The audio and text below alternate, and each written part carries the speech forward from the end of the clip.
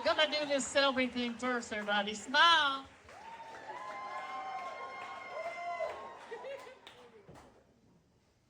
Thank you all so much, and thanks for being here. I don't know how many years I've been here in a row, but it's been a lot. So I'm always happy to join y'all. Great crowd again. This is so exciting.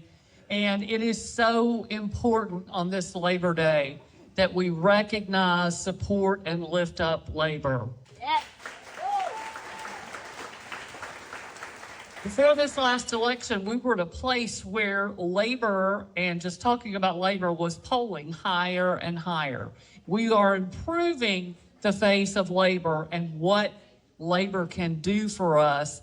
And so we need to make sure in this difficult administration that we continue to lift up what labor can do for everybody. I think in Tennessee, when you've got Ford in West Tennessee, you've got VW who made their new vote, and we've got a lot of folks trying to organize or organizing, like Starbucks in Knoxville and other places.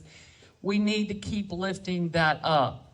I'm not going to vote for anybody who won't stand on a picket line with labor. Woo! I just came from an event in Nashville, and several people said, I'm not going to vote for anybody who won't get arrested for us. Yeah. And I feel the same way. We have got to stand up, and we have got to speak up. And with the laws in this state, it may be a dangerous thing to do, but we have got to do it. We have to stand up every time, and especially people who look like me, because other people are a lot more vulnerable right now, and we need to make sure that white people are the ones standing up and standing in that space.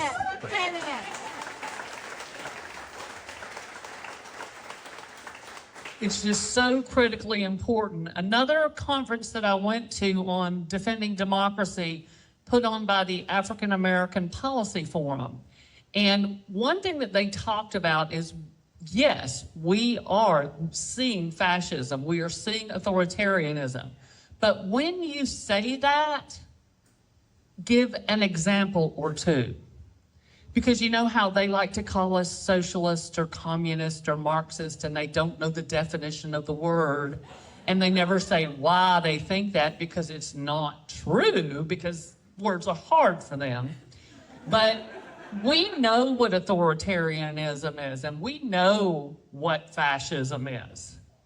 And so when you talk about it, talk about the fact that we are ignoring due process in the law, and we are disappearing members of our community and sending them to lockup without due process. I saw someone online say, don't call it alligator Alcatraz. People in Alcatraz got a trial. Call it alligator Auschwitz, because that's more appropriate. And we can argue about how good the trial the folks in Alcatraz got, but there was some type of due process. But talk about removing American history. And when I say removing American history, I mean the black part of American history that we are seeing covered up, removed, and taken away. I literally watched a Baptist pastor retell the story online. You know, well, the reason the slaves were freed was because they were repentive and they prayed. Oh, the things that get me going, y'all. But we cannot let them rewrite our history, which part of it is incredibly ugly. And if we don't teach factual history, we are going to repeat it. And we are seeing a fascism coming through racism in this country. Yes. The banning DEI, banning books. We're literally banning people in this country. The LGBTQ community, many of them are being banned. And the pure insanity of what's happening in Jackson County with the Christian nationalists, and them literally saying women should not have the vote. They want to repeal the 19th Amendment. No. And I don't know what I guess maybe that's how okay. No, we're back. Use the power button. Okay, so this is what they are saying, and this was retweeted by drunken Pete Hegseth. And so we know that he's Secretary of Defense appointed by the president. And it is a common talking point about women not having the vote. This is seriously problematic. I remember several years back, a lot of people go, oh, there's no way they're going to overturn Roe. We knew it was coming. Now, people are saying that, oh, there's no way they're going to overturn the 19th Amendment. Why not? What makes you think that? They're headed in that direction. And we have to stand up and fight that. And we have to stand up every single time. And we have to have uncomfortable conversations. And so a perfect example is July 4th is my family reunion every year forever. And we didn't do it for a couple of years, and we got back to it this year, and I was like, okay, and y'all, my relatives are all, for the most part, very conservative. And so I was like, do I go and make myself hated? Because I refuse to be quiet. And, or do I just stay home so the whole family doesn't hate me? And I decided to go because where else do I have this opportunity where I have to have conversations with people? But I can tell you that several times, one of my cousins would quietly come up to me, Gloria, I really appreciate what you're doing.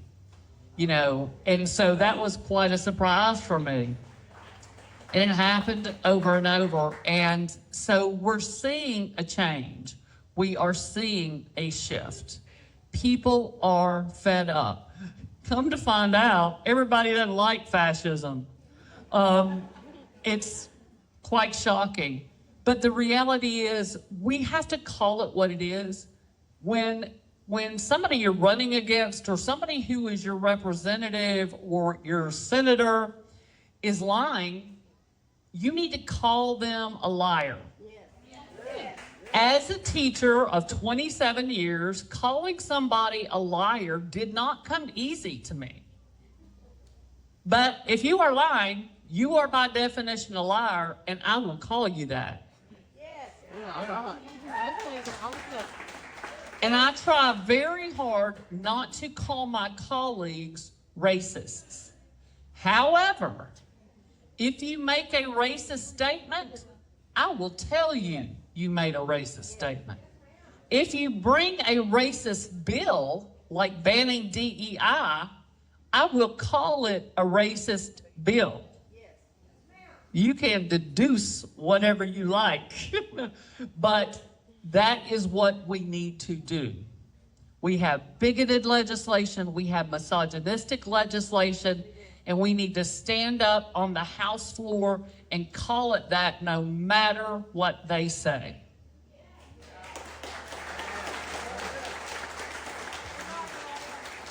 And I want you to know that every one of us up there want to do that every single time. They don't always call on us. They don't like to hear it, and they probably can guess what we're going to say, and we will say it. So they may not call on us, they may cut our mics, but we will find a way to say it. And I want you all to know that we are standing up for you, we are fighting for you, we're going to continue to fight to fully fund public education.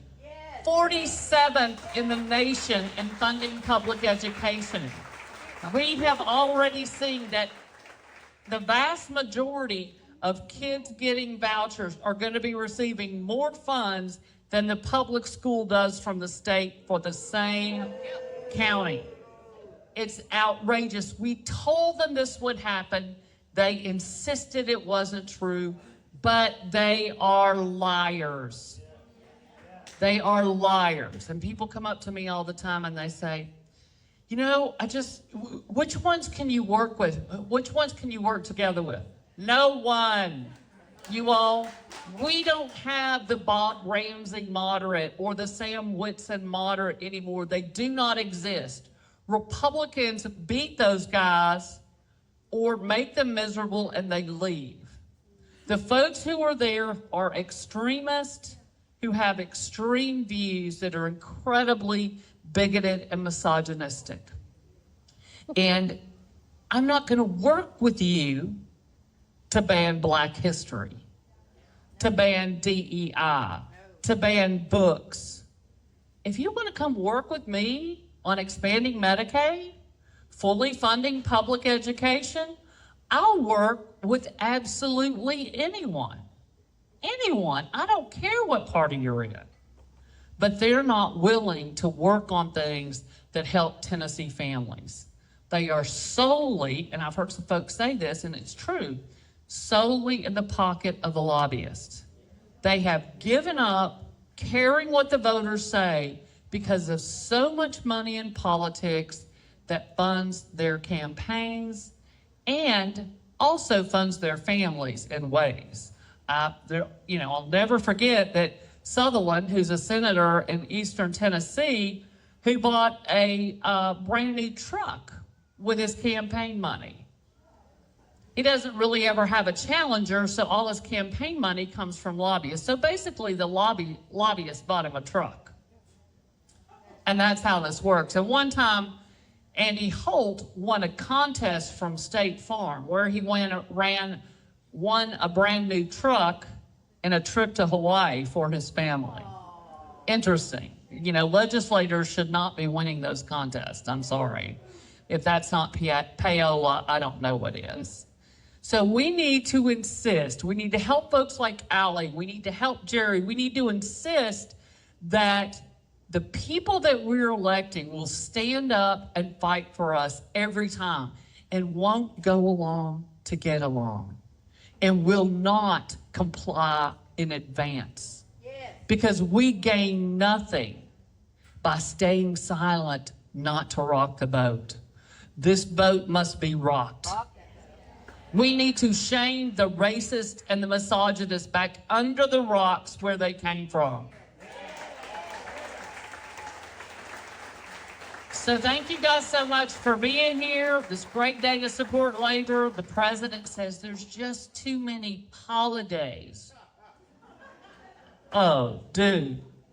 He's probably only worked the number of hours as our federal holidays and golfed the days that we've been working, honestly. So that's a lot coming from somebody like him. And the guys I work with, y'all, I swear, they talk about, we are so busy. As a legislator, we just don't have time to sit down. This is the busiest I've ever been. I'm like, try to be a teacher once. I mean, please, y'all, this is like nothing. I mean, we are busy, we do work hard, but they have 10 times more staff than we do. And so they don't know what hard work is.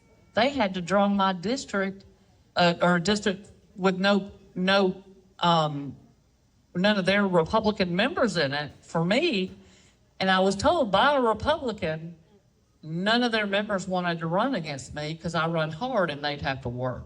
That was told to me by a Republican. They're lazy. We're the hard workers. We get those holidays thanks to labor, but we bust our asses the rest of the time, and we can beat them, and we will beat them together. Thank you, guys.